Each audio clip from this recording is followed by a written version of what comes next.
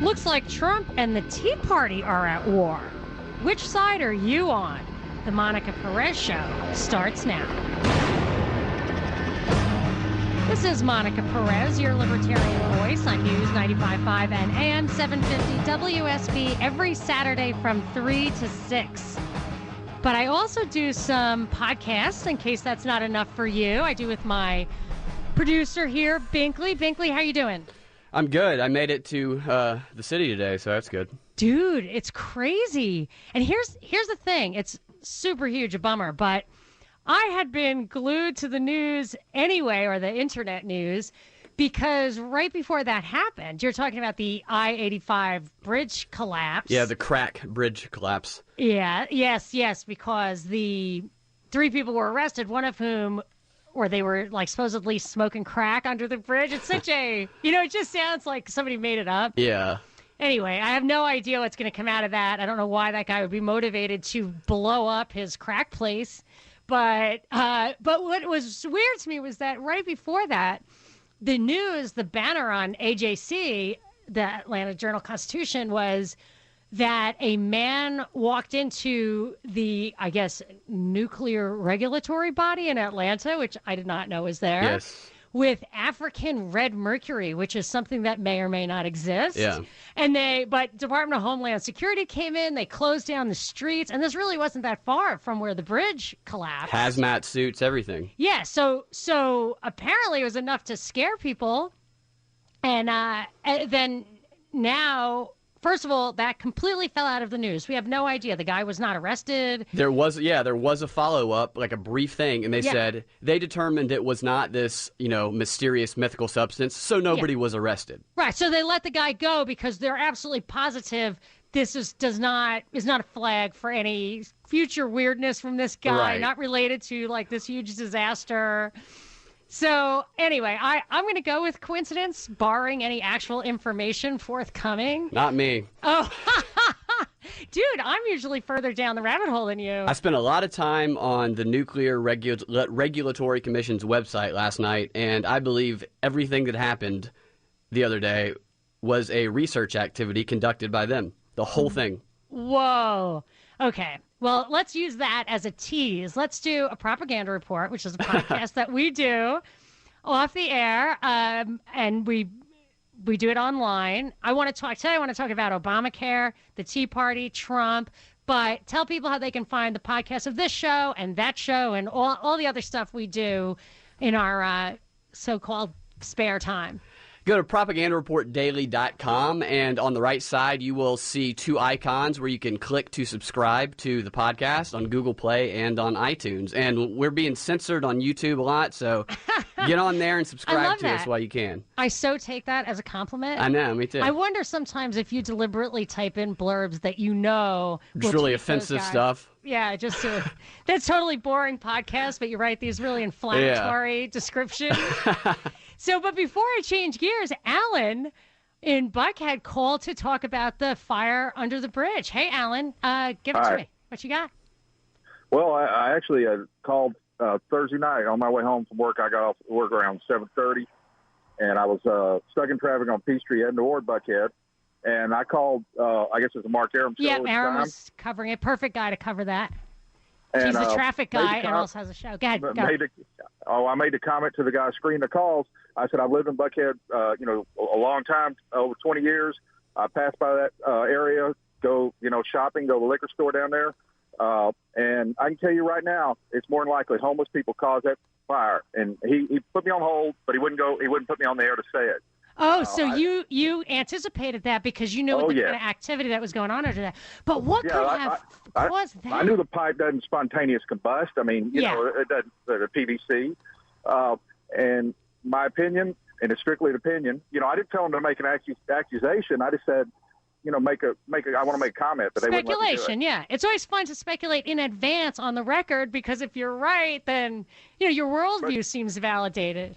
Right, but I think it's more to do to they want to be politically correct. It's inflammatory, but you're safe here. Okay, well, that's what I wanted to say. I mean, and I also, I guess I was bored that night when I got home about 11:30. Well, I mean, when I was watching the news on a station about 11:30, they were still covering it. And I called the news station. It was another news station, not WSB. And I didn't expect anybody to answer the phone. I called WSB, but nobody answered their line. But somebody answered at this station. And I told them, I said, mark my word, it's due to a homeless encampment there. And he goes, well, you know, we can't say anything about it on the air until we have proof, you know, but I'll stick your note. I'll make note of it. And I said, okay. But what on earth do you think could have? I saw all the Google Earth images that showed all the materials underneath that bridge, but that fire looked crazy. I mean, do you think that it really was just a matter? I mean, had to have been deliberate, first of all, because I don't think you could get that stuff lit without really trying. The only doubt I had only in my mind was, hey, you know, I've seen at night, you know, when it's cold, they set fires in barrels. I've seen them you can see them out there with fires burning, and they've got the shopping carts littered around there. Yep. But when you drive by, and this was rather warm. I'm like, there's kind of, because I would think it was too warm to have a fire, but apparently for one person it wasn't. Wow. Well, it was so spectacular a fire that I know. It's hard to believe it could have been. You really have to work to get that thing started, you would think. But I don't know. I mean, maybe we'll get to the bottom of it. I kind of felt like those guys. I always want stuff like that. And I always wonder if it serves some bigger agenda. For sure, it validates this idea that we need infrastructure spending. But I would not. That really is speculation. I would not go down that path because that would be a very dangerous little false flag. Yeah. So I'm not going there. I know Binkley is going there. Thank you, Alan, for the call.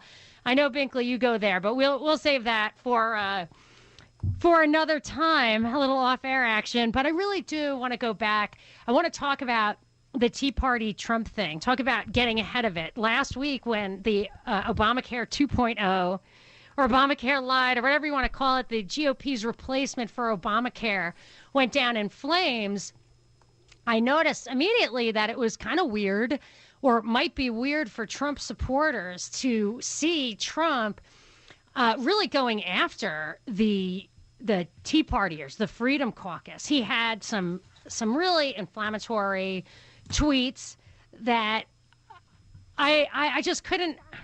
I just don't understand the strategy here, because to me, you can look at the Tea Party Trump phenomena as being connected in that the Tea Party represented people being really sick of the establishment, the Republican establishment, D.C., all that. I felt comrade-like with them as a Ron Paul supporter. My mom's a huge Tea Partier, but my mom's also a Trump supporter. And I felt there's two ways this could be going, that Trump really is an extension of that really is going to serve the people as opposed to the politicians, or that he was there kind of replace the Tea Party, that he really was a big government guy, but if you felt like he was an outsider, you would support him even though he sustained, whether he meant to or not, the establishment. And the healthcare thing, maybe that's not clear, but the healthcare thing makes it clear to me that he was on the side of the establishment in that. It wasn't different from what he said in his campaign, but he was on the side of the establishment.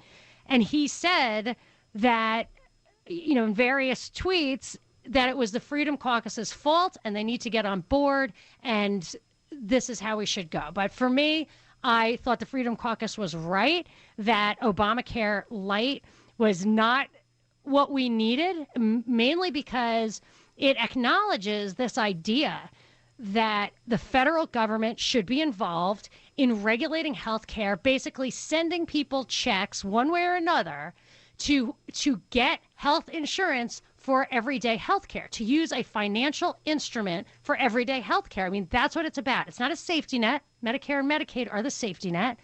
This Obamacare and the Republican version of Obamacare is really about the federal government demanding or promoting or subsidizing this health insurance for regular health care for regular people. And that I firmly object to. But I want to know from listeners, if you like the Tea Party and like Trump, how do you reconcile this? Whose side are you on? Are you losing faith in one side or the other? I've got so much material here. I've got lots of tweets and comments I want to get to. Do you have, let me throw out the number, 404-872-0750 or 1-800-WSB-TALK. In just a minute, Binkley, do you have one comment from a listener that might get the conversation started? Yeah, I have a great comment from David. Do you want it now? Yeah, let's hear it. David says that he believes that Trump continues to divide the Tea Party more than he's dividing the Republican Party. He thought that Trump's candidacy was going to break up the GOP, but they seem to have healed very quickly. However, those who attend the Tea Party meetings are still very polarized. He says no place was as clearer than with the health care bill that just failed. He said that half of the Tea Party folks are extremely happy with this failure, and they're very proud of the Freedom Caucus for holding to principle, and the other half are upset, and they're determined to make sure the Freedom Caucus lose the election in 2018. That is a lot to get one's mind around, but he's saying that the Tea Party, and the Tea Party does have a division in it, people who are just about small government and people who fold in other stuff. So he's saying that the Puritans, the purists, were with the Freedom Caucus. I was too. And but that there is truly a divide even within the Tea Party. So let's talk about that and your thoughts on the Obamacare and what you want to see next overall, whatever you want to contribute to that discussion, because I'm really interested in people's personal experiences with it. Even if you didn't like it, you might have gotten sucked into it. So let's hear 404-872-0750, 1-800-WSB-TALK. This is Monica Perez. Monica Perez on News 95.5 and AM 750 WSB. It is beautiful outside, 71 degrees and 8 on the Mellish meter. Weekend weather is brought to you by Shoemate Heating and Air. We're talking about what I consider to be the most important policy issue today for a decade, maybe for decades, back in the past and in the future, and that is national health care in the United States, Obamacare 2.0. Give me a call tell me what your thoughts are on the latest developments, which I will recap at the bottom of the hour, 800-WSB-TALK, or you could tweet at me at Monica Perez Show. But I want to take a call real quick. I want to go to Rick in Canton. Hi, Rick. You're on with Monica. Hi, Monica. Love your show. Oh, thank you. Listen to it. I always look forward to it. This health care deal, I kind of feel like we've been had. Yeah. If you remember back, the Republicans, the established Republicans, the old establishment GOP and all those guys, they knew that this thing was Obamacare was going to fall in on itself, and they said the best thing we can do is just sit back and watch it fall. And even Trump admitted that. Yeah. And my take on it is that and I'm sure you probably looked at the bill, that piece of crap that Ryan and his guys put forth. He knew that this wouldn't pass. You have to think that, because not only was it bad, but the way they did it, I mean, take it or leave it, we have to do it by, in 5 minutes or we're just walking away. Yeah, it's like, why? They control everything. Why make it like that? Yeah, and seeing they didn't even invite the conservatives to participate in that, which is the other red herring for me, and they knew it. Well, say these guys ran on the promise, like we're going to repeal it and replace it and all this.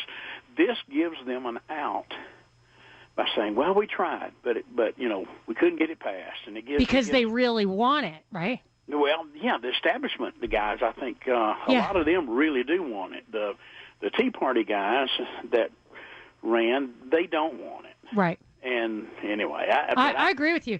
I think, yeah. From the beginning, I think that this was the whole plan. Yes, I think that you're probably right, and I'll tell you, I noticed that too from the beginning. First of all, it was always a concept, a Republican concept. It came from the Heritage Foundation, I believe it started.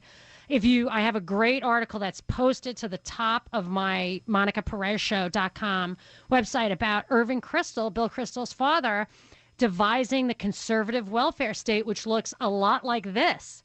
And these guys, the problem is that the Republican ruling elite want big government and control at the top, but the voters don't. The Democrats, the politicians and the voters want big government. So that's why the Republican side has a schism.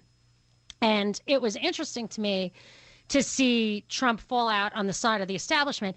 However, what they do want is for they themselves to control it. So I believe they're going to do something to give them control, maybe have the insurance companies contribute to their campaigns this time around, or the pharmaceutical companies, whatever. But I do believe that ultimately they want it. This entire bill gave away the store basically in saying, we want the federal government in charge of health care. We think they have the right to do that. And everything that falls from that, to me, I reject. But I want to hear more from you guys. 404-872-0750, 1-800-WSB Talk, or you can tweet at me at Monica Perez Show. And now for something completely different. Monica Perez on News 95.5 and AM 750 WSB.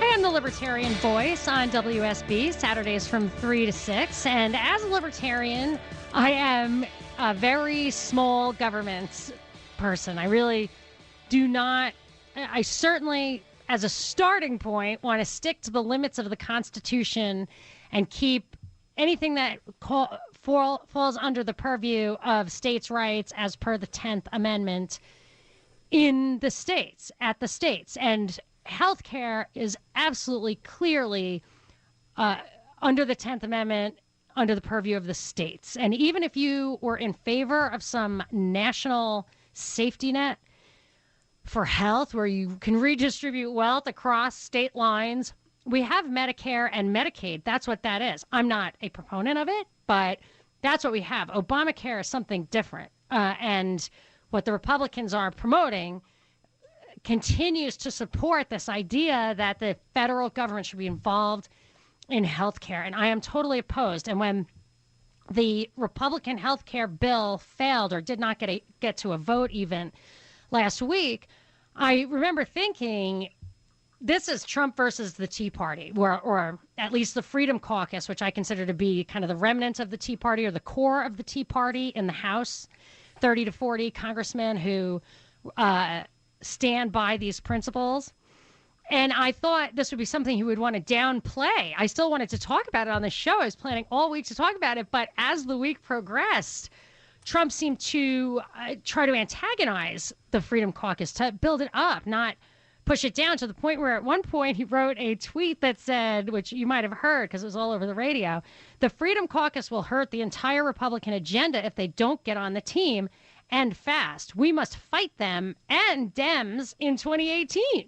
So, I mean, that's throwing down the gauntlet. And I just wonder what's coming. You know, what's the plan? I don't think these tweets are thrown out there just willy-nilly. I think that he's got an idea of what the plan is. And we had a comment earlier. Binkley, my producer, read a comment from David saying that David thought Trump was there to splinter the Republicans, but now he's afraid he's there to splinter the Tea Party. So I'm interested in what you have to say about it. 800-WSB Talk. You can tweet at me at Monica Perez Show. Binkley, do you have another comment or tweet for us? Yeah, I have a comment from D-Dub.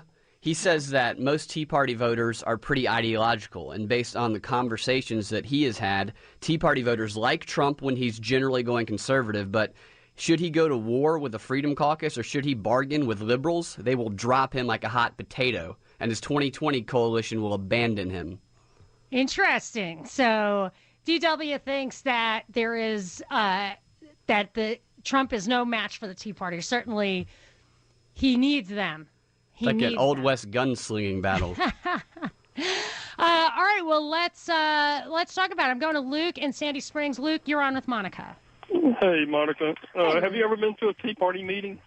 I was invited as a guest to a Tea Party meeting last year, which I went to, the Tea Party of Georgia, and I'm actually, again, a guest to a bigger group, including that group, April 24th. I'm going to tell people about that if they want to go. My mom's a big Tea Partier, but I've never been a member of the Tea Party as a hardcore libertarian. But why do you ask? Well, I just wondered, there's so much conversation about Tea Parties from every direction, but most of the people talking about it have no idea what goes on at the meetings. And what does go on? Well, it's just a very patriotic, conservative group, and they bring in state legislators or people from Washington to address the group and tell them what's happening and way of bills and changes. And Luke, would you not say, this is what my mother tells me, that the original Tea Party, which was purely taxed enough already, kind of underwent a schism that resulted in a different faction, which maybe is the Tea Party Patriots, I don't know, but it folded in other policy issues, not strictly taxes. Are you talking about that, where that it doesn't just talk about small government, limited government taxes, but like when you say Patriots, a lot of times that has to do with bigger policies? No, I think it does. I think it's don't know more that pure I've ever had form? that defined at the meetings as being a small government, but all of us that I know of are for smaller government, for a small government. I don't classify myself as a libertarian, but probably could in some ways, not all of them.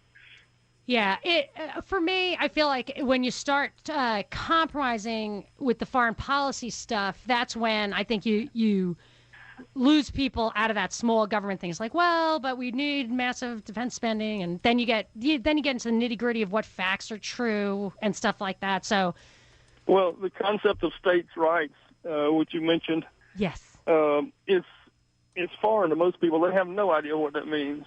And yeah, well, obviously the Republicans who promoted Obamacare 2.0 have no idea what it means, because the 10th Amendment requires, absolutely, it's been, the Supreme Court has ruled, it's healthcare regulation, to the extent that that is even legitimate, belongs with the states. Yeah, straight up. But they, I think the millennials have learned so little in school about civics and government, except for equal opportunity, and that's a big extent of their knowledge, unless they get it somewhere else. Or I don't even actually think it's equal opportunity so much as equal outcome. I really feel like they want equal outcome, which is different from equal opportunity. If you have opportunities, you can make choices, like even with the Obamacare. If you're a young person, you don't want insurance, and you have enough money to buy it, don't buy it. But this makes you make a decision about a financial instrument, how you pay for your routine health care. It's completely outside the purview of government, certainly federal government. I'm going to Scott in Atlanta. Scott, you're on with Monica. Hi, Monica. Hi, Scott. Just to kind of expound on that schism that you're talking about in the Republican Party, what's really surprising to me is you have the establishment GOP that I completely agreed with your previous caller, Rick. I think they were using this bill as a facade to talk to their constituents, to say, hey, listen, we tried our best. It just didn't work out. You know, Obamacare is going to be just a thing from now on. Whereas the other side of the Republican, the young guns, the ones who aren't in the establishment yet, are working out of fear that once they dismantle Obamacare, those who are benefiting from it slightly in comparison to me, you know, I'm currently enlisted, and my premiums are, you know, skyrocketing. I chose not to go with TRICARE, and it's awful. And it's really discouraging to see Trump being elected out of the idea that, no, we're not going to work with the establishment. We're going to do what's right. We're going to, you know, fight all of those establishments regardless of party lines, and see him decide with the establishment GOP and kind of just sit it in the laps of those who weren't agreeing with it. And yeah, what's even more, yeah, yes, ma'am. Go ahead.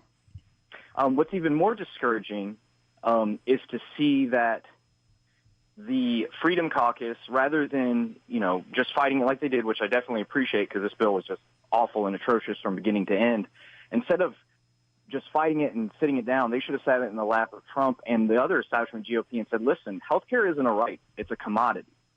And we have to explain it like that from now on so that there's no way that people can paint it in a different light. Because that's simply really the fight, I think, on a principle basis is Obamacare views healthcare as a right to everyone, and they don't work under the idea that it's just a commodity. And I with totally agree.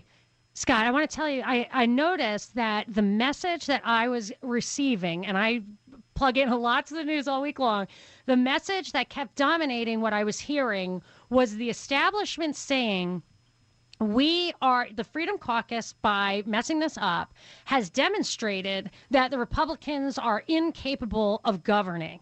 And what you're saying was not a message. It was a message that the Freedom Caucus should have been delivering, but wasn't, which is governing doesn't always mean do something or make it bigger. Governing can mean standing on principles. The government that we have established is this unique experiment of small government, that government of less is better than government of more. And that, yes, it is the principle of rights. You cannot have a right that requires someone else to deliver it to you. That can, by definition, cannot be a right. So if you have a right to the money or the insurance or to the doctor's care that somebody else has to provide, it's by definition not a right, which is a founding principle, an underlying premise of this country. And that's the difference between the left and the right. The left does not acknowledge that. And then when you see the GOP or the Republicans who are supposed to be the ones who do acknowledge that, it's not even coming up in conversation, that's when you feel like you're lost. Absolutely. And I think what's even more discouraging is now, initially I supported Trump just because of the pushback against the establishment. And what's even more discouraging now is to see that Trump, I feel like, is going to jump to whatever ship supports him. Whatever ship keeps the idea of he's right no matter what floating, he's going to hop on as quick as he can, especially in the presentation of the bill of, oh, take it or leave it, there's no negotiation, we're done. And to see what supported him and how they supported him was just extremely discouraging. Now, on top of that, though, the Freedom Caucus, fighting back is a great start. But again, the conversation has to, dissolve really down to what you're talking about, which is principle. Are the establishment GOP going to continue to work under these facades? Are they going to just kind of float around and drift to the center left, which a lot of them are? I mean, it's very difficult for a lot of them to justify their stance in the Republican Party outside of, oh, I've had it next to my name for so long and I've been voted by the Republican Party in so long. It just is what it is. And I think the difficult part of fighting healthcare is it can be an emotional argument, especially because the left, as they've always done, appeals to emotion rather than fact. And healthcare is one of the easier, right. Everybody has a feeling about it. It affects them. But you got to wrap it up. I got to take a break. What's your last word, Scott? My last word would be, to those who are supporting Trump, listen, it's great that he fought the establishment, but we have to adhere to our principles first and foremost. I mean, the Constitution. Yeah, I agree, Scott. And what I would say, you bring up many, many great points that I hope that a lot of points that I already had, especially the walk away thing. He was talking about that before. He was talking about that on Thursday. Mulvaney, the budget director, said if the bill failed, Trump will leave the 2010 health law in place and move on. And that is a failure of government. But the reason I wanted to have this conversation on the show today is to affirm what I thought was the case, which is we Republican voters, people on the right, and I'm a libertarian, but that whole people who believe in individual freedom, individual liberty, nobody wanted this compromise. This idea that moderate Republicans would fall away or most Republicans wanted this, that is, in my mind, baloney. But that's the conversation I want to have. Jacob, you're up next. I got to take a quick break. 800 WSB Talk. You can tweet at me at Monica Perez Show. Monica Perez on News 95.5 and AM 750 WSB.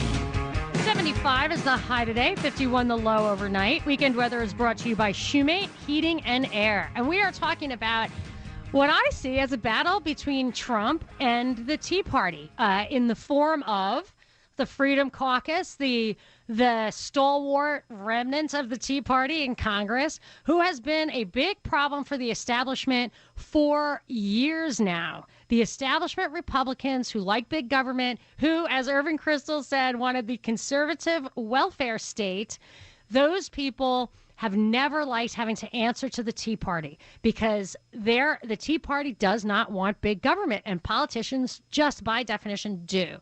So in this showdown where Trump is talking about trying to support challengers to Freedom Caucus congressmen in their primaries, I mean, that reminds me of Karl Rove's PAC. He started a PAC.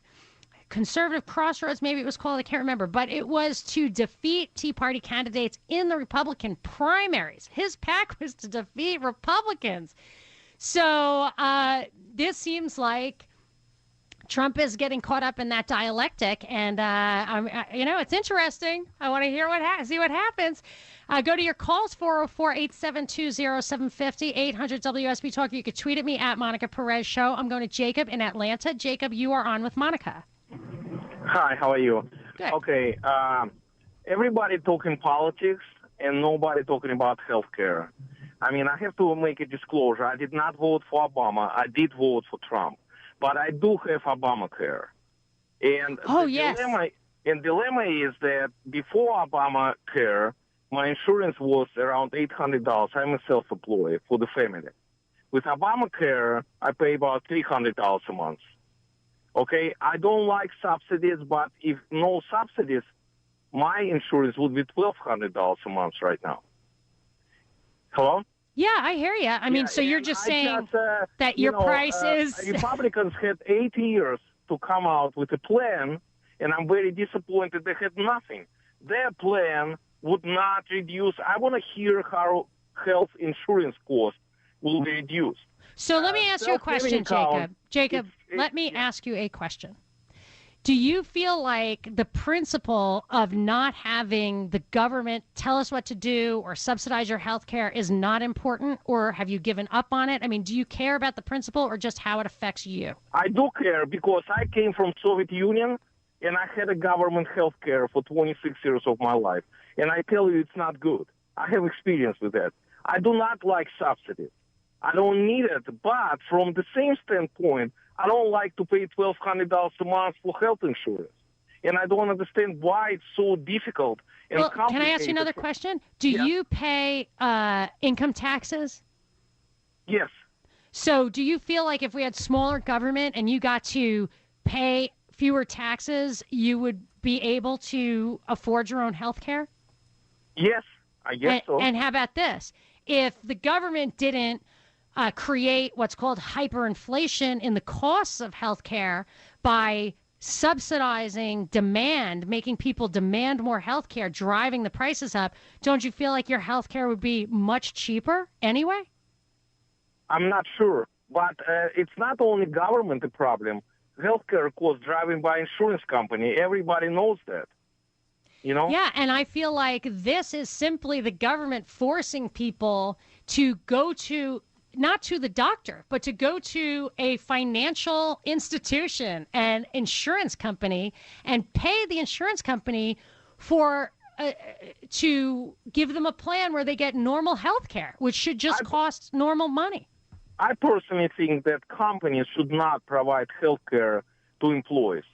Nobody does it. Everybody should buy their own health care, and everybody should be able to buy whatever they needed. I'll tell you, the tax code... I don't need mental health. I don't need alcohol rehab.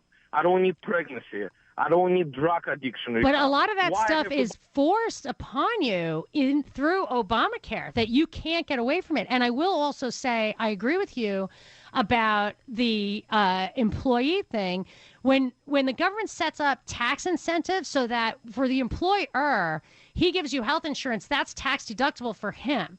So, but if you go to the doctor, it's not tax deductible for you. It's a tax. The tax subsidy promotes this people buying health insurance. I mean, this is what I'm trying to get at. Even if you don't fall on your sword for principles, and I'm not saying you don't, Jacob. I'm just trying to point out, even if principles are not the most important thing to you, the government interference is creating the problem from the beginning. And as a libertarian, I will always look at the free market solution, which I think in this case would be better quality, lower cost, and no infighting. More after the break, 800-WSB Talk. You could tweet at me at Monica Perez Show. This is your last chance. After this, there is no turning back. You take the blue pill. The story ends. You wake up in your bed and believe whatever you want to be. You take the red pill. You stay in Wonderland. And I show you how deep the rabbit hole goes. This is Monica Perez, your libertarian voice on News 95.5 and AM 750 WSB every Saturday from 3 to 6, hitting the biggest stories of the week. And for me, the biggest story of the week is the biggest story of the decade. It's national health insurance in the United States. You can call it Obamacare, you can call it Ryan Care, Trump Care, Obamacare Light, anything you want. But the Republicans put out a bill last week to replace Obamacare with something I consider to be another form of Obamacare, which is sending people checks to buy health insurance. That's what it is. And it's not even a medical safety net like Medicare and Medicaid are. It's just sending people checks to buy insurance. And for me, there's no reason for that, certainly not on the federal level. So even if you are in the mood to transfer wealth across the country, you don't need to. This is not part of that. Medicare and Medicaid do that. So I don't understand it. I don't want it. I support the Freedom Caucus, which is the Tea Party remnants in Congress, for opposing it. Trump and Ryan have been blaming them for being this schism in the Republican Party. But I had an observation about the Judge Gorsuch confirmation. The Supreme Court nominee of Trump is Judge Gorsuch. And he is widely regarded as a constitutionalist, as someone who will go to the mat for the Constitution. As a result, I believe every single solitary Republican senator is behind him, if I'm not mistaken. I can't think of any Republican senator who is not supporting him. Why? Because no Republican is going to lose his seat for supporting the Constitution. And that's what I think gives the lie to this Obamacare debate. The Freedom Caucus doesn't understand that moderate Republicans are serving Republican people who really want to ignore the 10th Amendment and have national health care for middle America. I don't believe it. I think it's a ruling elite big government program that happens to subsidize a financial product, health insurance. I mean, so I don't buy this competing interests among the rank and file. I think it's about the us versus them dialectic or tension that exists in the Republican Party in a way that does not exist in the Democrat Party. Everybody on the Democrat side likes big government. The people, the voters, the ruling elite. The Republicans, not so much. The ruling elite want more to rule, and the voters want smaller government, and that's really the problem. And I applaud the Tea Party for standing their ground. I mean, they are really our only hope. So is Trump there to splinter the Republicans? I had a great comment earlier in the show from David saying he thought Trump was there to splinter the Republicans. Now he's afraid he's there to splinter the Tea Party. And certainly his tweets and other comments this week made me wonder about that. My producer Binkley is here. I think you have some more. Do you have any tweets or comments that might help continue this conversation? And also, let me just throw out the number because we're getting lots of calls, 404-872-0750. You could tweet at me at Monica Perez Show. Go. Yeah, I have a tweet from Life by the Creek. She says that we don't need the government to control the healthcare market, but the problem is the insurance companies wanted corporate business, and the companies wanted to give benefits to their employees instead of money, and employees just got used to not paying. That's interesting. There's a lot there. I actually tweeted a couple of articles about the early history of healthcare in this country. It's too much to kind of recap. I got a lot of calls I want to get to. But what happens when people are on insurance or subsidized by the government or whatever is they will over-demand a product. You see it in healthcare. You see it in education. You even see it in like mortgages, housing, because anything where the government gives a tax deduction or a subsidy, the demand goes through the roof and the prices go through the roof. And that's what happens here. So who wants that? The providers want that. Banks want a mortgage deduction. Health insurance companies and healthcare providers want government subsidies for healthcare. Universities want school loan grants. And what happens in all of those industries, the prices to the consumer goes through the roof so that you have to have loans and other kind of financial support for all this stuff. The free market would really help this. And in any case, take the federal government out of it. If you want to make this experiment in your own state and move to California, go ahead. You know, you have millions of people in your states. You can have these little petri dishes of experimentation within the state. I think that socialist policies have to get bigger and bigger and bigger. because your brain slaves escape across the borders. So the people who are the ones who are subsidizing those who want more can leave. That's why communism is an international phenomenon, international communism. That's why they always push it upsource it. I coined a term. I think the real flaw here is that both the Democrats and the Republicans are putting healthcare regulation and subsidies in the hands of the federal government where it does not belong, and it is unconstitutional. So let's get to some calls. I am going to Jim in Commerce. Hi, Jim. You are on with Monica. Yes. Yes, Jim. Jim, I assume you're talking to me. I'm talking to you, Jim. You are on the air with Monica Perez. I just want to make a few observations here. And I've lived under 15 presidents. I'm 81 years old, and I was born in the year of Social Security, 1935. And my observation is that President Trump is relying on Speaker Ryan and Majority Leader McConnell, and they, in my opinion, they do not have a sense of urgency on our country. And it's business as usual. And we're in a situation now, in my observation, and I've seen a lot in my 81 years, that it's not business as usual. President Trump came in with a real ambitious agenda, policy or agenda focus, health care reform, jobs and education, reinvestment of overseas funds in our country, trade policy, equalization, and, of course, immigration. In my opinion, in order for him to get anything done in the first term, and I say this emphatically, he needs to go to the people constantly with a regular fireside chat type initiative. Well, here's the thing. Yeah, here's the thing, Jim, that I feel like that's his version of that is Twitter.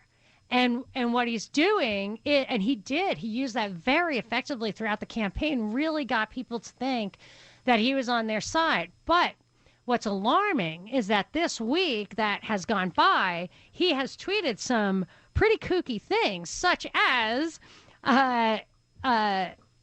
the Democrats are smiling in D.C. that the Freedom Caucus, with the help of the Club for Growth and Heritage, have saved Planned Parenthood and Obamacare.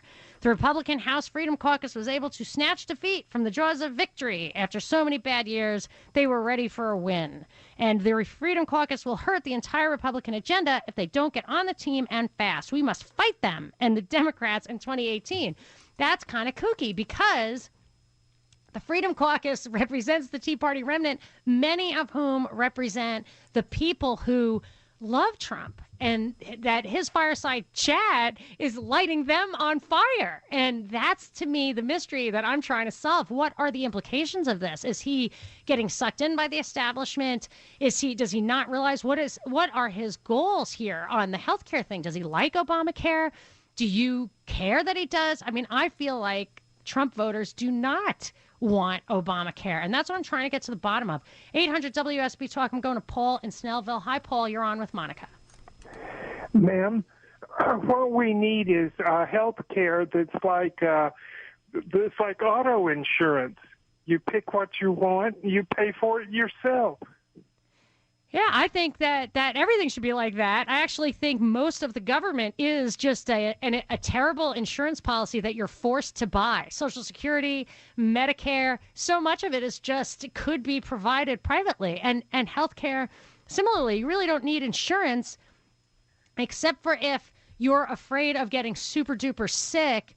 And then, if you have a catastrophic illness, that's really what insurance is for, not to pay your doctor's bills, because auto insurance does not pay for your oil to get changed. But the thing is what they're trying to do is they're trying to have government slavery.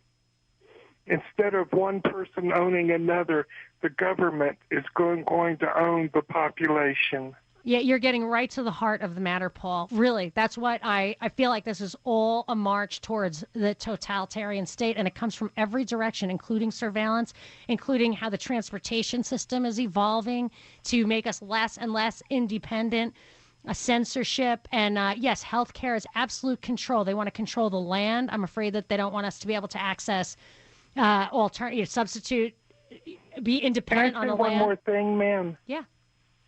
When I was 14, I joined the Objectivist Party. That's Ayn Rand. And I'm now 66. Are you still on board?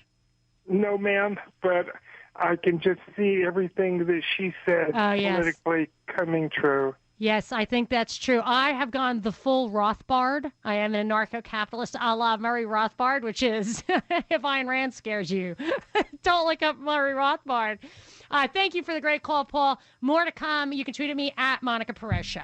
Monica Perez on News 95.5 and AM 750 WSB. Mostly sunny tomorrow, high of 79. Weekend weather is brought to you by Shoemate Heating and Air. And we're talking about Trump versus the Tea Party over Obamacare, repeal and replace. That's a mouthful. But the fact is, the Freedom Caucus is being blamed for Paul Ryan's health care bill from even coming to a vote, that they are responsible for not being able to repeal and replace Obamacare.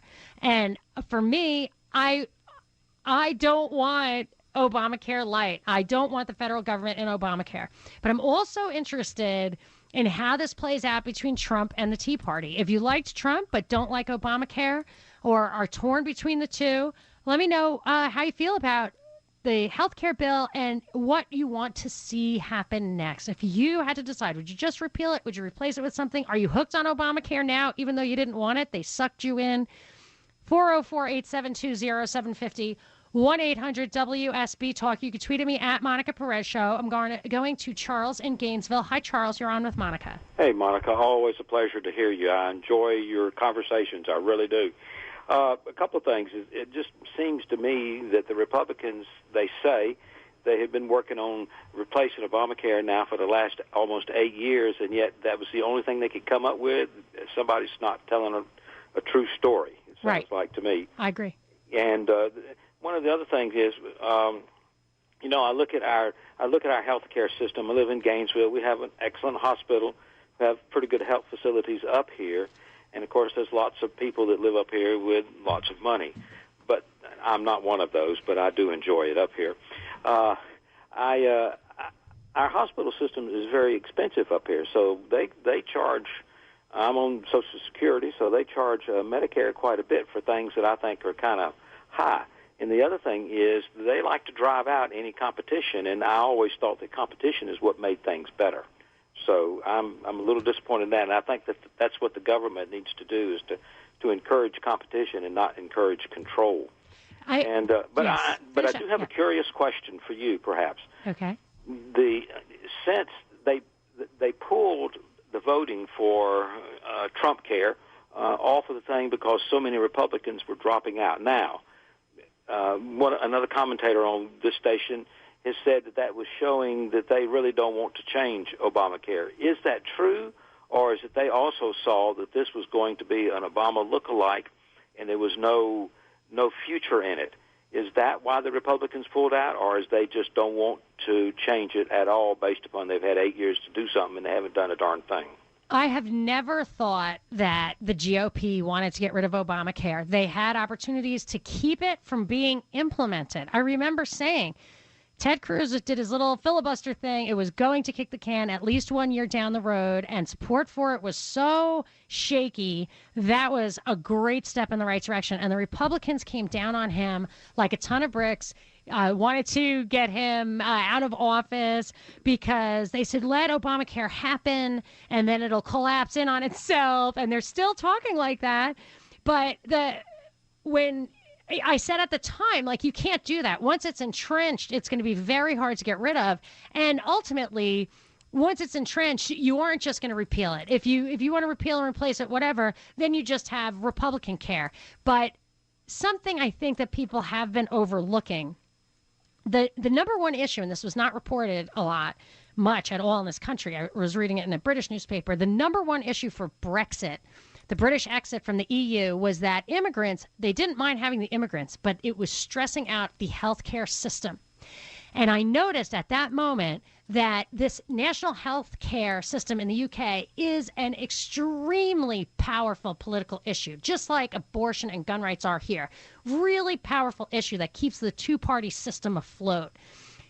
And I feel like those kind of wedge issues, I think race is a big one here, like identity politics, they keep those issues alive on purpose to demand loyalty to one party or another, and to not let people go try to find their own way or try to support a third party.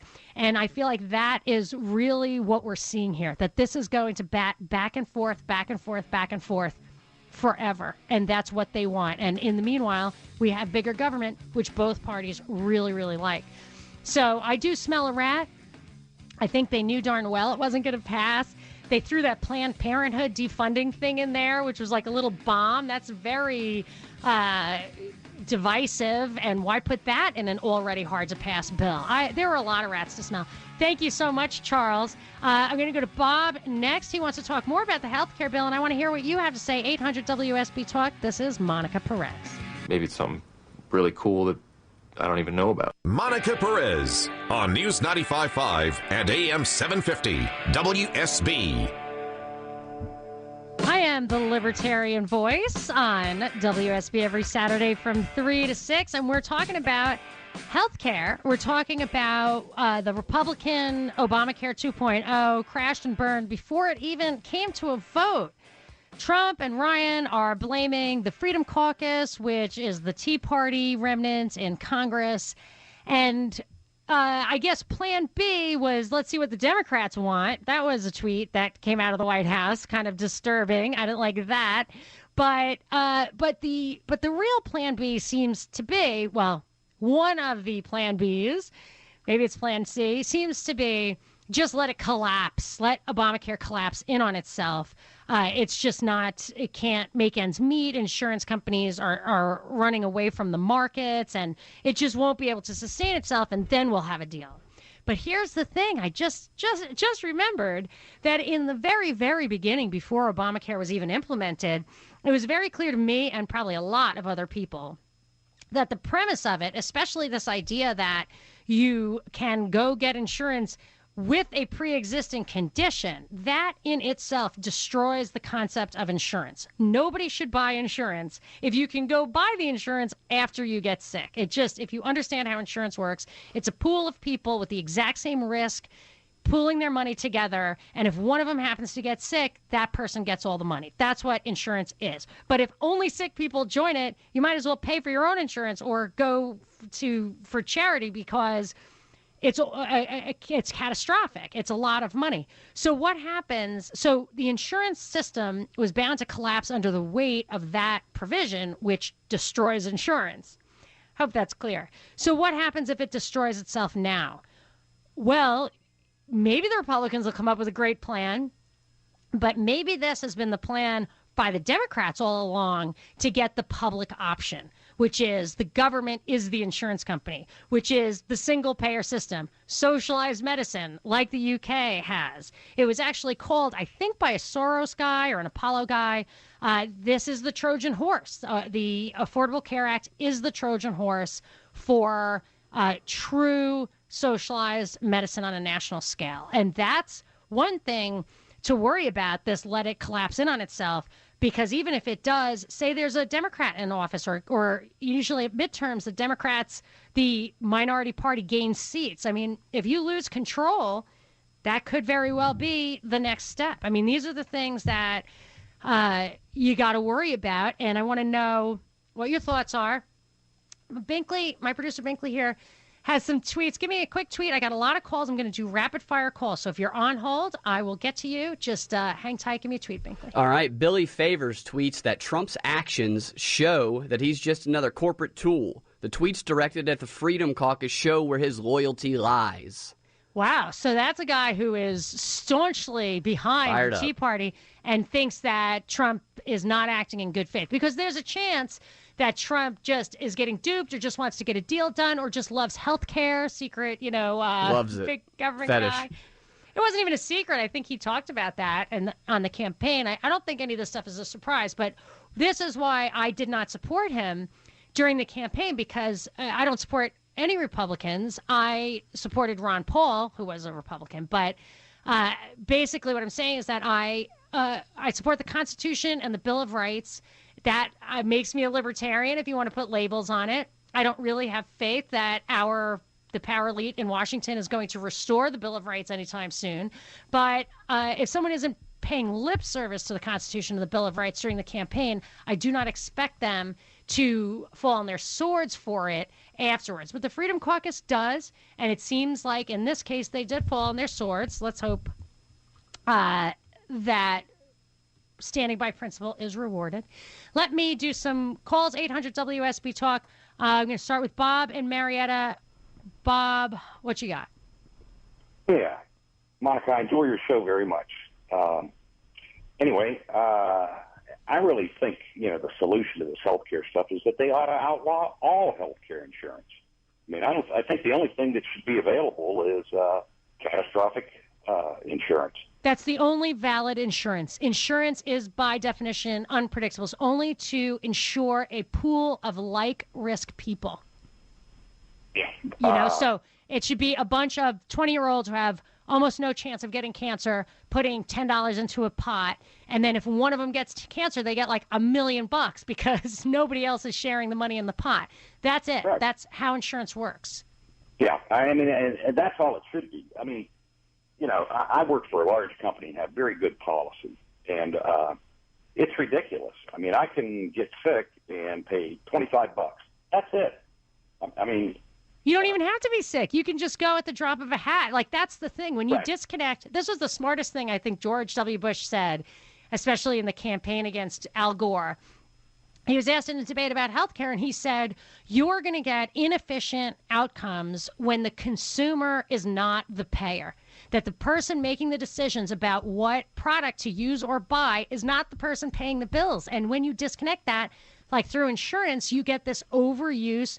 And this, both Obamacare and Obamacare 2.0 or Ryan Care, make that worse. They further disconnect the payer and the payee. And there are also statistics. I'm a little bit on a rant here, Bob. There are also statistics that show U.S. spends on healthcare per capita much, much more than the next highest person. It's like 9,500 versus, I guess, Switzerland at 7,000, something like that.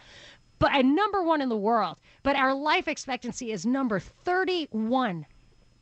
So our healthcare our exorbitant spending on healthcare is not correlated. We're actually going backwards in world health. So.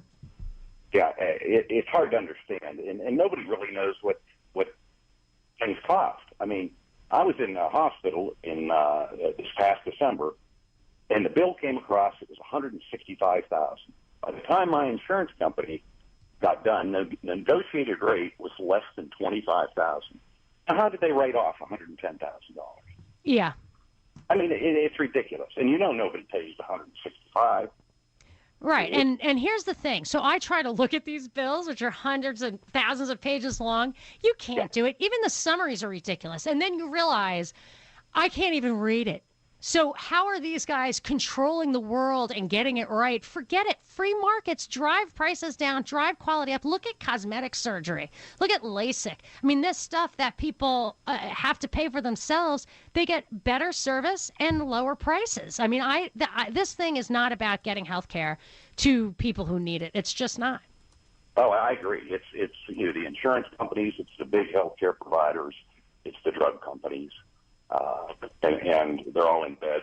And, like I said, we have no idea what anything costs. No, I agree with you, Bob. So much for my rapid fire, but I enjoyed the call. Thank you so much. I'm going to John in Jonesboro. John, you're on with Monica. Miss Perez, good afternoon to you, ma'am. First-time caller. Awesome. Great to hear from you. What you got? Listen, I may be naive about this, but it seems to me that this whole situation could be resolved simply. If the Democrats would quit grief yet, so move past it. Quit griping and bitching. And as far as the health care bill goes, make Congress get together and have them come up with a law that not only they have to use, but their family has to use, their wives, husbands, grandparents, and I guarantee you, they're going to find something that's going to pass, that's going to be affordable, and you can buy the insurance wherever, free market, wherever it's the cheapest at, and it's going to work. But, that's just my opinion on it. I mean, I'm so sick of to me, it's like the Republicans they made promises, but, they're starting to back up a little bit. And I guarantee you, if they keep doing this come midterms, we're going to put some new faces in those places and get rid of those people and put some new ones in there. I think that's inevitable. I think that always happens. I think they're really asking for it right now. I'm going to go to Lisa. I have time for another call. Go to Lisa in Decatur. Lisa, you're on with Monica. Yeah, hey, good afternoon. My husband was a health insurance broker, and just to let you know, his company's gone, obviously, because of small and individuals. There's no market for it anymore. But one thing people have to stop doing is conflating health care and health insurance. It drives me nuts. It's not the same thing. And the ability to pay for it is something that is not guaranteed. So it does need to be a market-driven thing. And I remember back in 1989, my insurance was $7 a week. So, and it was the 80-20 plan, years ago, and the whole thing went downhill with the managed care. So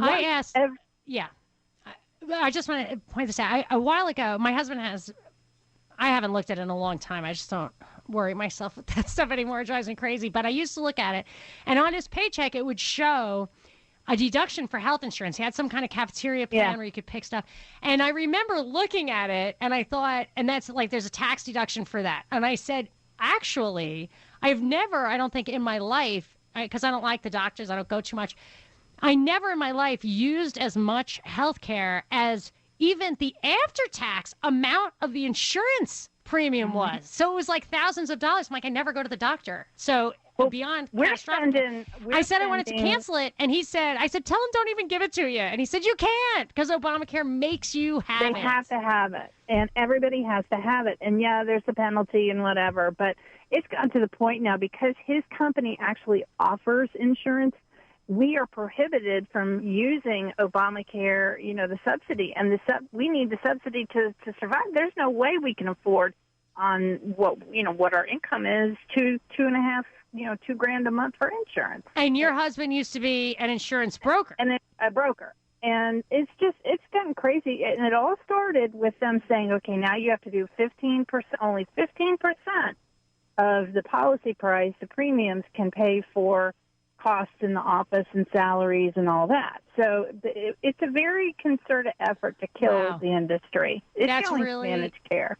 Interesting, because that's the thing with all these nuanced rules and regulations, it's hard to know what they're really meaning to do, but to destroy the insurance industry would be the way that this would be a Trojan horse for what's called the public option, which is the government is your insurer, a single payer, that is classic socialized medicine, which they could never have passed straight up. Thank you for the call, Lisa. Taylor and Gary, you are next. I got to take a quick break. 800 WSB Talk, or you could tweet at me at Monica Perez Show. Monica Perez on News 95.5 and AM 750 WSB.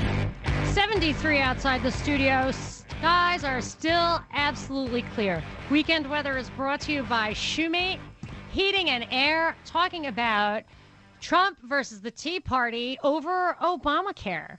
And I want to understand, I talk a lot about principles, but something like this that's been unrolling over the years sucks people in. You have your principles, but it's like paying income taxes. You don't like what they do with the money, but what are you going to do? Stop working? You have to work within the system. So I want to know how it's affected you so far and what you want to see come out of it. Now, 404-872-0750, 1-800-WSB Talk. You could tweet at me at Monica Perez Show. But general discussions about your views on the healthcare controversy are welcome also. I'm going to Taylor. Hi, Taylor. You're on with Monica. Hey, can you hear me? I sure can. What you got? Hey, so I'm actually about to graduate medical school next month, and I am one of the few people, I think, in the entire country has read the entire Affordable Care Act. I've also, it's a little extreme, but I've also read the new bill. I did my undergraduate graduation paper on the ACA, actually. Are you also going to law school? No, I just was curious of how it was going to impact me, going into the medical field as a doctor. And, one of the things when I read the new bill that for me is the main reason that the House Freedom Caucus wouldn't support it is because the new bill leaves intact these essential health care benefits that you hear about that Obamacare requires. And that's that made people's policies go away. It's what he apologized for. Yeah, exactly. And so my thing is, and the new bill left those essential health care benefits in place, a lot of them, which is really what bothered me because, I'm a 25-year-old male, so I'm not really sure why my policy has to pay for pediatric vision and dental when I don't even have children, or maternity coverage when I'm a male and I'm obviously not giving birth anytime soon. So, it's these essential. Hey, they might benefits. cover that though. They might. They would cover that, but they might figure out a way and cover it. And I don't think I'd have to worry about paying for coverage if that was the case, because I'd be rich. But these essential health care benefits that you have to have, that costs money for those companies to provide coverage for those. And, when they're not going to be used, to me it's like if they would just get rid of that, the House Freedom Caucus would have supported the bill. It would have passed. And you don't have plans that are getting their prices hiked up for unnecessary reasons for coverage that you don't even need, And I guess my thing is if they had to come to a compromise, then if you really, really want them, then at least tailor them to the individual. I don't need pediatric vision. Yeah, and there's no, I don't know anybody who really wants that. It doesn't make sense. So you're right. If you tailored it, it would work. So you got to wonder if they don't want it to work on purpose, that they saddle these things. That's why when they put that Planned Parenthood defunding thing in there, it's just like, well, if there's any chance this thing is going to pass, that seems like an anchor around its ankle. So it seems sabotage to me. Lots more calls. Hang on, Gary. You're up next. 800 WSB Talk. This is Monica Perez. Please take my hand. Now open your mind to me. Please. Open your mind. Open your mind. Open your mind. This is Monica Perez, your libertarian voice on News 95.5 and AM 750 WSB every Saturday from 3 to 6, well into a conversation about what I consider to be the most important policy issue of the past decade, and I think a lot of people agree with me on that. It is Obamacare, national health care, and all the implications of that. I'm beginning to think there are a lot of little rabbit holes around here. One is that this may be a deliberately divisive policy issue that is batted back and forth on purpose by both parties simply to keep the parties relevant and alive. I feel like that for issues that Supreme Court issues, a lot of times abortion and gun rates, all they talk about is, but the Supreme Court, we would let you be a libertarian, but the Supreme Court. So there's that issue. There's the idea that perhaps the collapse of Obamacare is something the Democrats wanted all along, that it's supposed to be a Trojan horse, that if this Obamacare, as opposed to true nationalized medicine, fails, the replacement won't be a return to liberty. That does not usually happen, but the replacement would be government insurance. I think that is what we're being shown as the natural next step here. As insurers flee the market, what's wrong with a little government health insurance company? Pretty soon that's all there is to it, and there would be a single payer. There's a lot of nuances here. I also think it's interesting how Trump is attacked the Freedom Caucus, which is the Tea Party, And even to the point where he wants to threaten their seats. These are congressmen who are in very conservative districts who I don't think could go wrong supporting the Constitution, which requires that health care not be regulated by the feds, but by the state, if at all.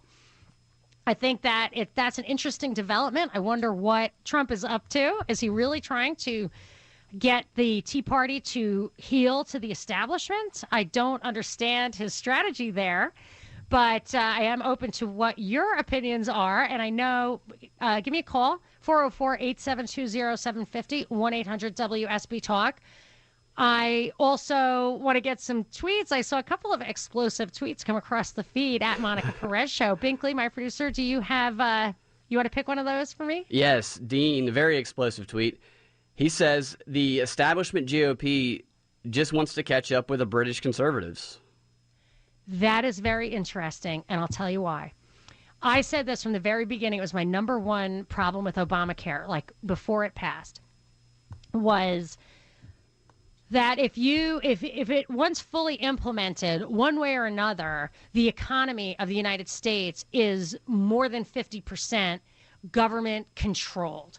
So people's jobs get funneled through a government mandated industry like healthcare and education and mortgages. Like these are all things, many, many things, defense and education, all these things are government policy determines people's paychecks, what goes in or out of their wallets.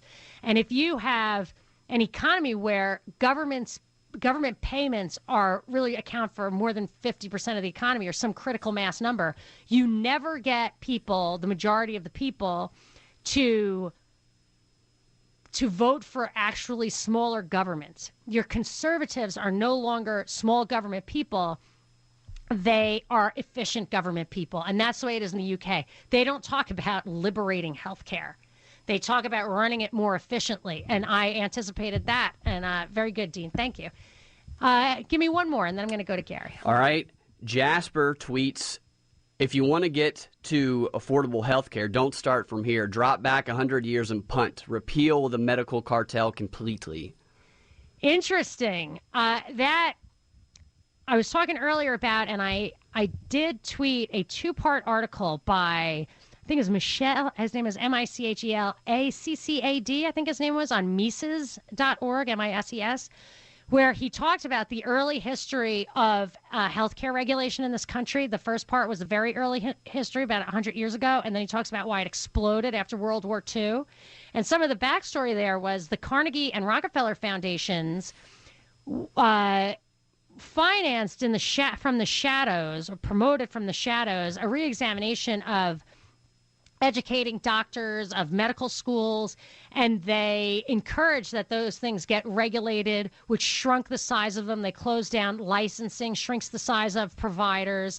And then when a little mini crisis arose, they funded a study that erroneously concluded what we really need, the problem isn't the system, it's the lack of a system. We need national health care. This was 100 years ago coming out of Carnegie and Rockefeller. And if you dig more deeply, some say that the Rockefeller oil industry was behind big pharma because chemicals are started out as, if not still, oil byproducts, that it's just it's just about selling drugs, that you want insurance and everything. You want to disconnect people's consuming drugs from paying for them. And it's a way to just funnel that redistribution of wealth straight, through you, but up to big pharma. So it's really cronyism, which I think people have touched on a few times. Those were 140 characters can really spur quite a conversation. And you'll know that if you follow me on Twitter. Explosive tweets. Say it again? Explosive tweets. They really were. Explosive tweets. So let me do some rapid fire here on the lines. 404-872-0750 is the best number to call right now. I'm going to Gary in Roswell. Gary, you are on with Monica. Good afternoon, Monica. Appreciate the time. I'm going to try to be rapid fire. I've got a prefacing statement and a point.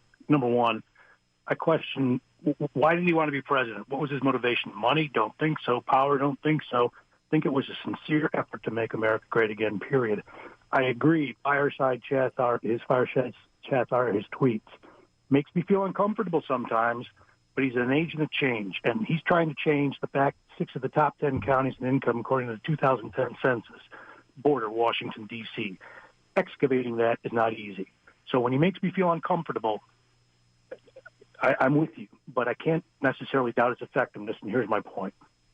This week, with his tweets about Mark Meadows, Jim Jordan, Carl, Raul Labrador, and others with the Freedom Caucus, they came back to the table. Yesterday in the Washington Examiner, it was reported, and Mark Meadows was quoted in the article, that not only are they back to the table, they originally wanted 2 out of the 12 mandates, or 8 out of the 12 mandates rescinded in that bill that never voted on.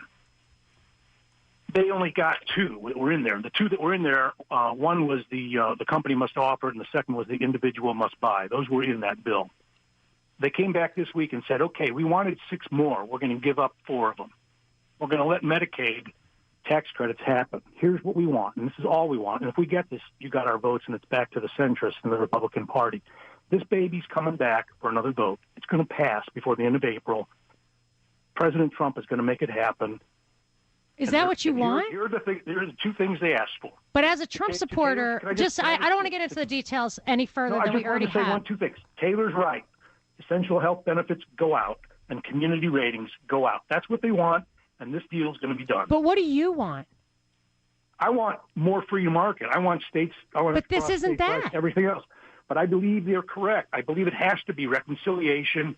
And then phase 2 is Tom Price gutting the rest of the administration. And then we got the real fight with the real bill. I think it's the only way it's going to happen. It's not going to happen with a brand new bill and a full repeal. I think got the Freedom Caucus on board right now. If you read the article, March 31 yesterday, Washington Examiner, it's there. I think that if you get a Republican restructuring of this healthcare system, they're going to own it and they're going to like it, and it's going to be in their pockets, and they're not going to turn around. When have the Republicans ever turned around in phase 2 and said more freedom? They don't do it. Phase 2 is administrative. Tom Price just does it, like Kathleen Sebelius just did it. What makes you think he's going to just do that? All about. Pardon? Why do you have faith in Tom Price to do that? Because he, like Taylor, knows what's in the bill. He was a doctor. You know what? At some point, you got to have faith. And President Trump has got them back to the table. Nobody knows that. Nobody's aware of it yet, but it's happened. And they all right. If it is, see, this is the thing. So you did say, and I think it's correct. You simply have to have faith. You have to have faith in. You started out your argument by saying, does Trump want money? I don't think so. Does Trump want power? I don't think so. He just wants to make America great again. That's where the faith comes in. You have confidence that you understand his motives and that he has a plan that is going to work, a very clever political plan that is going to, and I don't even want to argue. I just feel like that it's simply an act of faith. And as a person of principle, I feel like I don't need all that stuff. Just get rid of it. They could repeal it. They passed the repeal many, many times, and Obama vetoed it. Why not just pass a repeal and then, worse comes to worse, you have freedom in its place. I mean, I understand it's complicated. That's what I don't like about the swamp. 404-872-0750, 1-800-WSB-TALK. You can tweet at me at Monica Perez Show. Monica Perez on News 95.5 and AM 750 WSB. High today of 75. Tomorrow's high 79. Weekend weather is brought to you by Shoemate Heating and Air. And I have a weekend prize pack for you. 4 tickets to celebrate spring break, April 1st to 9th at Stone Mountain Park. And check out the all-new Dinosaur Explorer and a family 4-pack of tickets to the Atlanta Gladiators' last home game on April 8th at the Infinite Energy Arena. First to call, 404-741-0750. Gets that prize pack. And lots of people have already called about what to do about healthcare. Before the break, I had to cut to a break, but it was a very interesting call about that maybe this is a complicated political negotiation, and Trump is a genius at negotiation, is the premise, and that he has no motives like money or power that could possibly get in the way of what he really wants for this country, which is to make it great again. He knows how, and the ultimate health care bill will facilitate that. Problem I have with that is I don't want an ultimate health care bill. You don't need to compromise within the Republican side to get a replacement bill. Look at the Gorsuch nomination. That guy has unbroken Republican support because he supports the Constitution. You could repeal Obamacare. I don't accept the premise that we need all these machinations to wedge in there an Obamacare light and ultimately no Obamacare. Just repeal it. It is totally possible. And that is one of the reasons Trump was elected. Probably the number one reason was to get a Republican in there because they had faith that the Republicans would just repeal it. They'd voted to repeal it many times. Obama vetoed it. So, I don't know. What do you think? 404-872-0750. I'm going to Ross in Monticello. Hi, Ross. You're on with Monica. Hello. How are you this afternoon? Good. How are you? I'm doing well. The only political statement I really have is, yes, Obamacare needs to go. But what I really called for was a moment ago you were talking with a guy, and he was talking about his hospital bill. And it was some $125,000, $150,000, whatever it was. And his insurance company negotiated it down to, I think he said, $25,000. And I work in healthcare, so I can tell you why that is. The main cause behind that is that when you sign a contract with an insurer, they put a clause in there for usual and customary pricing. Usual and customary pricing cannot be less for a cash-paying customer than basically what they pay you. So if they reimburse $100 on something, we can't charge less than $100 and a penny to another patient for the same product that they reimbursed $100 for. So are you saying they have to charge $100,000 for everything, and then so that whatever the top price the insurance company is willing to pay, it doesn't exceed that? It cannot be less than that. Right. If the insurer is willing to pay $100,000 on something, then they have to charge $101,000 or whatever for it. Right. Because otherwise they violate their contract. They risk the insurer basically taking back their reimbursement and then losing their contract and possibly jail time. It's very complicated, especially when you get into the Medicare and Medicaid. Yeah, I mean, that's the kind of kooky inefficiency that you get from central planning that it's like Hayek's theory of information was everybody in the whole world has all the information needed, and prices clearing unites that information at an efficient point. Central planning negates that principle. That was a big idea. I'm going to explain it after the break. 800 WSB Talk, or you can tweet at me at Monica Perez Show. You got me excited because this would truly be both an adventure and a learning experience. Monica Perez on News 95.5 and AM 750 WSB. I am the Libertarian Voice on WSB, Saturdays from 3 to 6, so we're in the home stretch, but we still have lots to talk about. I want to congratulate Matt for winning the prize pack. That is a big one, so that's great.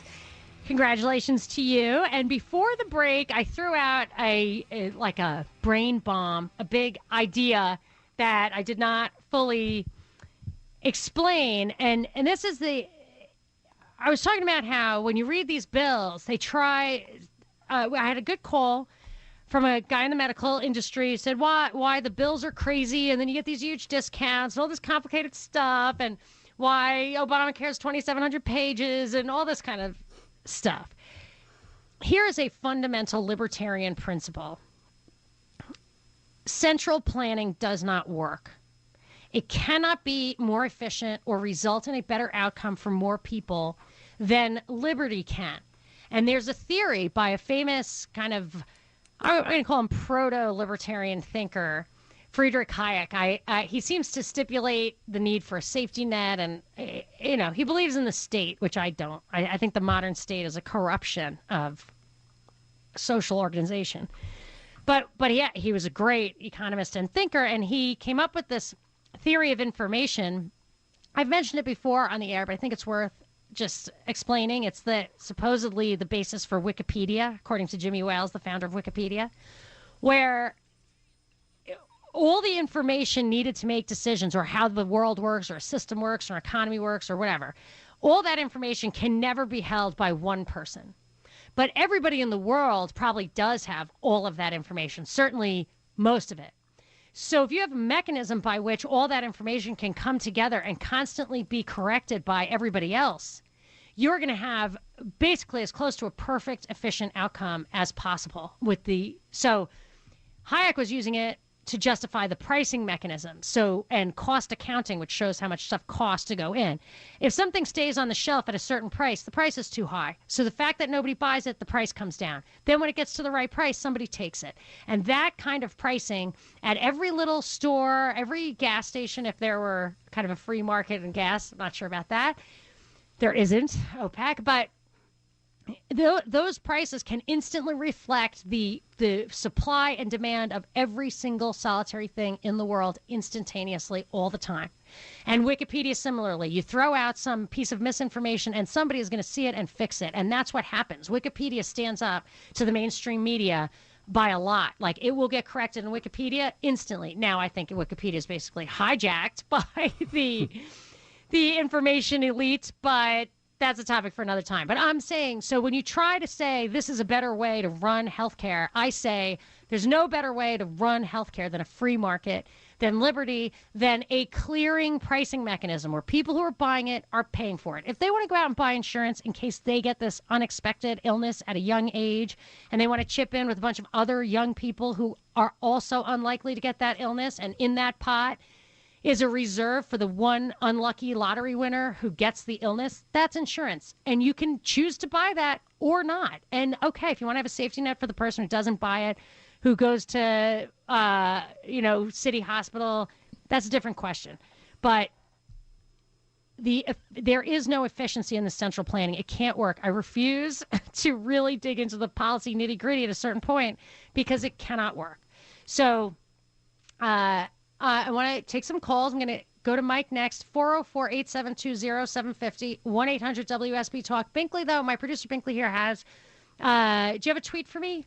Yeah, I got a good tweet from Casey's mom. She says, the bad thing about the UK healthcare is that they prioritize you. So you could wait months for something depending on how bad it is. Okay, that also goes to the idea of pricing.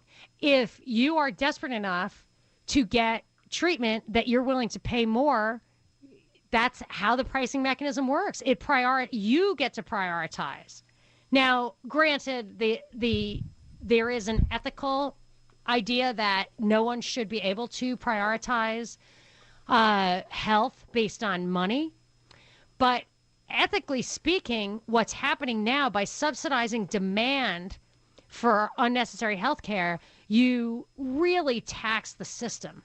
So the system is taxed. People overuse free stuff.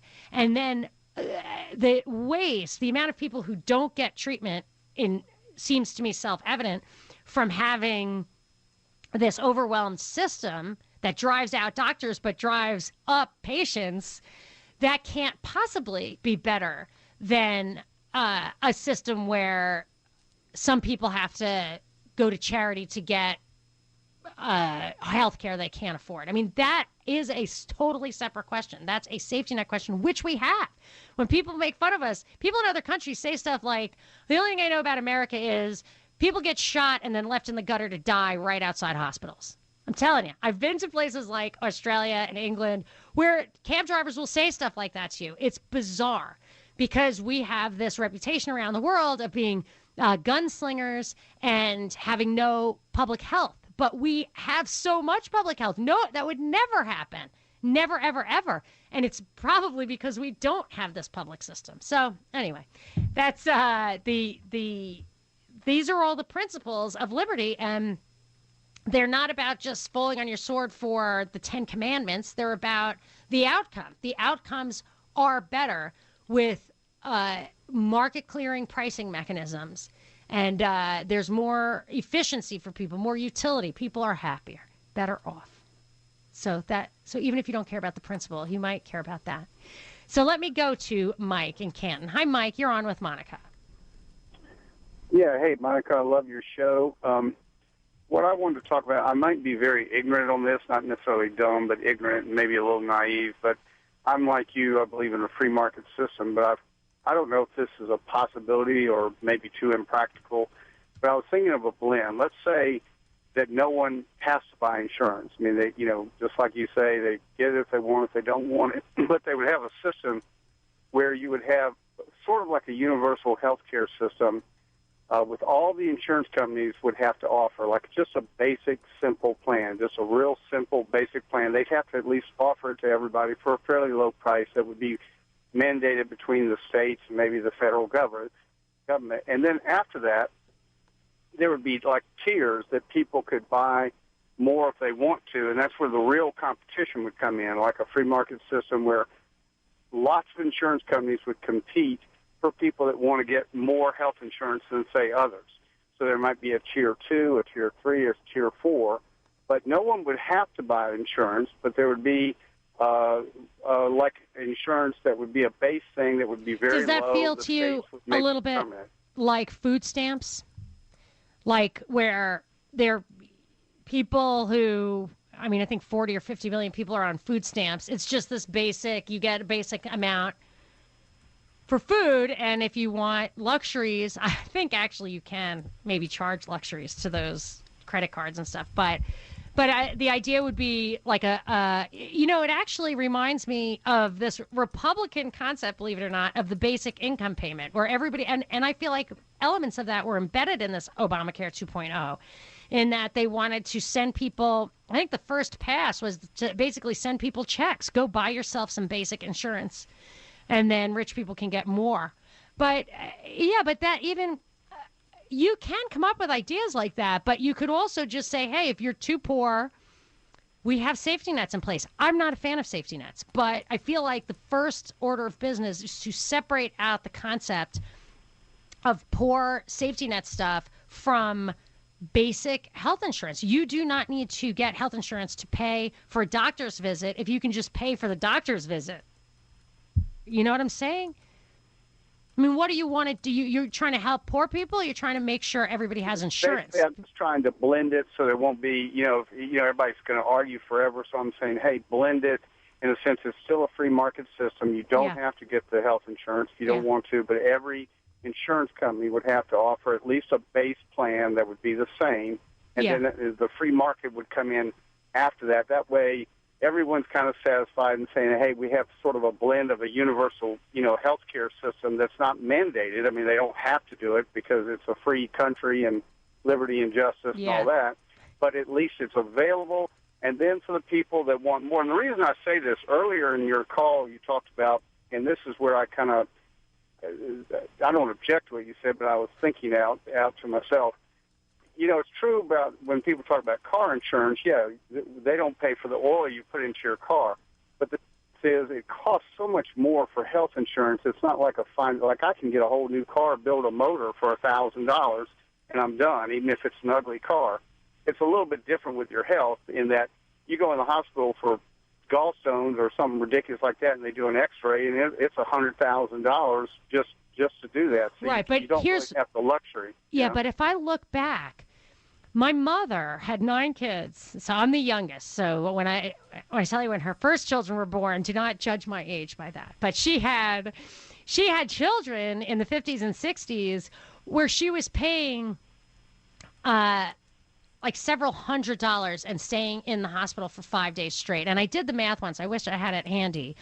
But it's something like, in real dollars, in today's dollars, if you went back, it costs 10 times more now to have a baby in the hospital, 10 times more, without necessarily better outcomes. Unless there's an emergency, I don't know. I never looked at that.